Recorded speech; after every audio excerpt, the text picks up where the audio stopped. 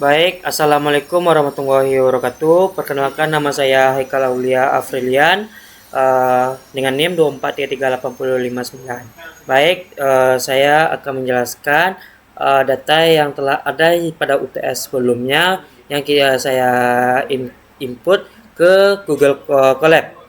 Yang mana saya akan menjelaskan yang pertama, kita akan input library yang digunakan. Di sini kita akan menggunakan Pandas, yaitu library untuk mengolah data dalam tabel.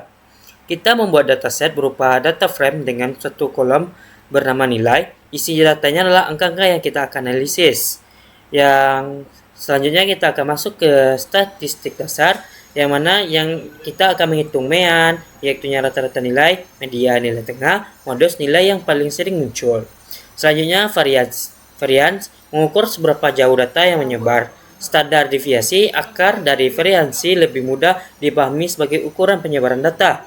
Yang mana isinya adalah kuartil, yang mana Q1 adalah 25% dari data terbawa, Q2 median, Q3 adalah 75% data. Kemudian semua hasil ditampilkan. Kita gunakan metode untuk membuat grafik. Setelah itu histogram digunakan untuk melihat distribusi data apakah banyak nilai angka tertentu.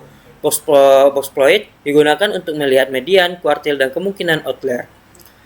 Sekarang kita masuk ke dalam data berkelompok, yaitu data yang sudah dibagi ke dalam interval.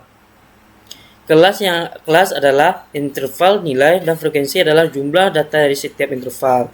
Titik tengah digunakan sebagai perwakilan setiap kelas. Jumlah data diwakilkan ke dalam huruf N. Mean data dihitung dengan mengalihkan frekuensi dan titik tengah lalu dibagi total data.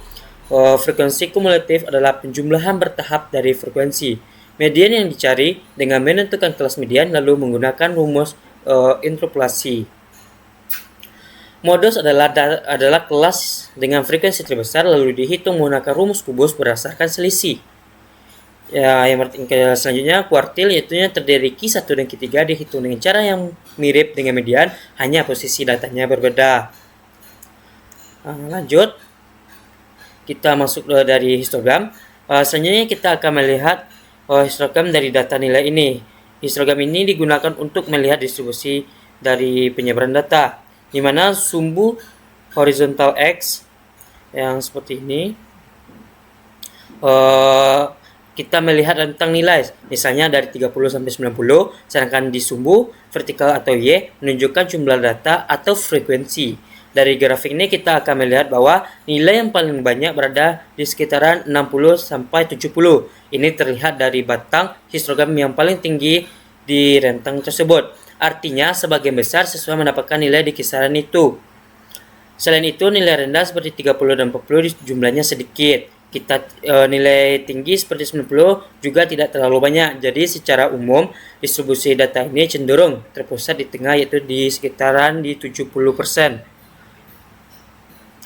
Distribusi ini bisa dikatakan cukup normal atau mendekati simetris karena data tidak terlalu condong ke kiri atau ke kanan. Namun kita tetap perlu melihat boxploit untuk memastikan apakah data ekstrim atau tidak. Sini nilai boxploitnya. Sekarang kita lihat boxploit. Boxploit itu merangkum data dalam 5 komponen seperti nilai minimum, Q1, median, Q3, nilai maksimum.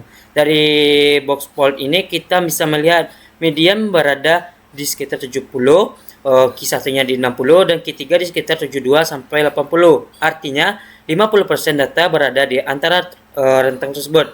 Selain itu kita juga melihat titik di bawah, yaitu sekitar 30 dan 40, yang merupakan outlier atau nilai yang jauh lebih rendah dari mayoritas data.